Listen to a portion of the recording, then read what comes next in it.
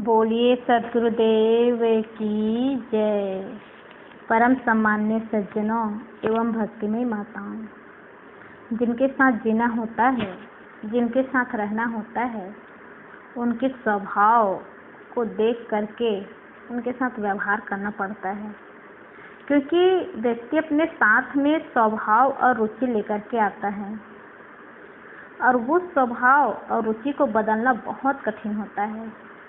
स्वभाव बनाना सरल है और उस स्वभाव को छोड़ना बहुत कठिन होता है।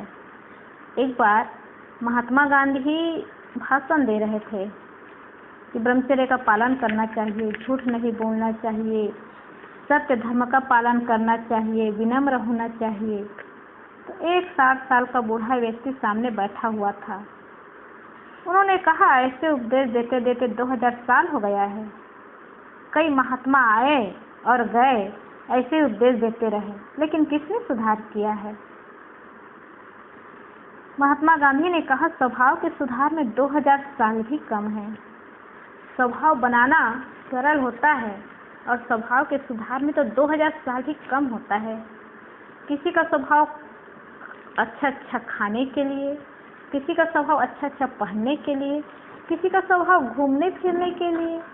तो ऐसे ही स्वभाव जो होता है वो साथ में लेकर के आता है। एक बार एक केकड़े और बिच्छू के बीच गहरी दोस्ती थी। एक दिन बिच्छू ने कहा, मित्र, आज तो मन में नदियों की सैर करने की इच्छा हो रही है। तुम मुझे इस किनारे से उस किनारे तक ले चलो। केकड़े ने कहा, बिच्छू भाई, मैं रहा केकड़ा और तुम ठहरे विषैले जीव। तेरे और मेरे बीच मित्रता है, यह तो ठीक है, पर मैं तुम्हें उस तट पर कैसे पहुंचाऊंगा? बिच्छू ने कहा, तुम मुझे पीठ पर बिठा लो और नदी पार करा दो, क्योंकि मुझे बड़ी इच्छा है, बड़ा शौक है, दूर से मैं देखता रहता हूँ। इसलिए केवल तुम ही हो जो मुझे इस नदी को पार करा सकते हो और नदी में तैराकी लगवा सकते हो। केकड़े ने आशंका जताई कि अगर तू मेरी पीठ पर आकर बैठा और डंक मार दिया तो? बिच्छू ने कहा, मैं और तुम्हें डंक मारूं? पहले तो तुम मेरे दोस्त हो और फिर तेरी मौत मेरी मौत का भी कारण बनेगी। केकड़े ने जवाब दिया, बात तुम्हारी तर्कसंगत है और व्यवहारिक है। आओ मेरी पीठ पर बैठ जाओ। केकड़े के पीठ पर सवार होकर बिच्छू सैर को निकल गया। जब वे मझधार में पहुंचे तो कहीं से एक लहर आई और उन दोनों को तरंगित कर दिया। उसी तरंग के साथ बिच्छू में भीतर तरंग उठी और उसने सट से केकड़े को डंक मार दिया। केकड़ा कराह उठा, फिर दोनों डूबने लगे, क्योंकि केकड़े को जहर चढ़ चुका था और बिच्छू तैरना नहीं जानता था। केकड़े ने डूबते डूबते ही पूछा, दोस्त, तुम्हारे उस तर्क का क्या हुआ? बिच्छू ने कांपती श्वासों से कहा, तुमने केवल तर्क को ही सुना है, प्राणी के स्वभाव को नहीं जाना।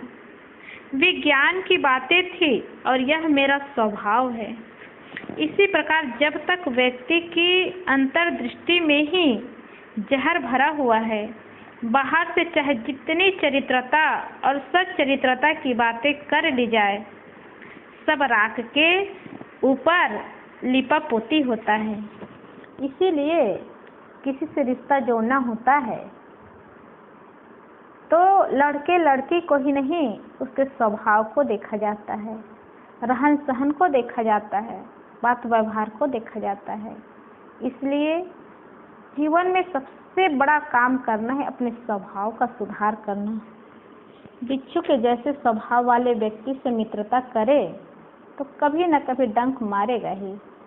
इसलिए अच्छे स्वभाव वालों से मित्रता करे तो जीवन सुंदर और सुखमय बनेगा।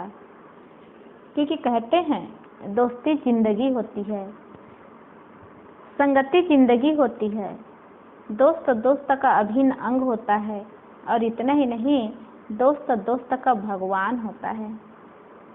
और एक व्यक्ति अपने माँ से, अपने पिता से, अपने भाई से जो बातें नहीं कह सकते वो बातें अपने दोस्त से करते हैं, और वो दोस्त बिच्छू के स्वभाव वाला हो तो उनकी दोस्ती कैसे मिल सकती है। और अगर अच्छे स्वभाव के हो तो उनकी दोस्ती निभाना भी सरल है और जिंदगी जीना भी सरल है। सुदामा महाराज श्री कृष्ण की दोस्ती किए और श्री कृष्ण जीवन भर दोस्ती निभाए, तो सुदामा के जीवन का नक्शा ही बदल गया। इसलिए दोस्ती अच्छे लोगों से करें, अच्छी जिंदगी जीने का साहस करें, और उसके लिए पहले स्वभाव को देखें।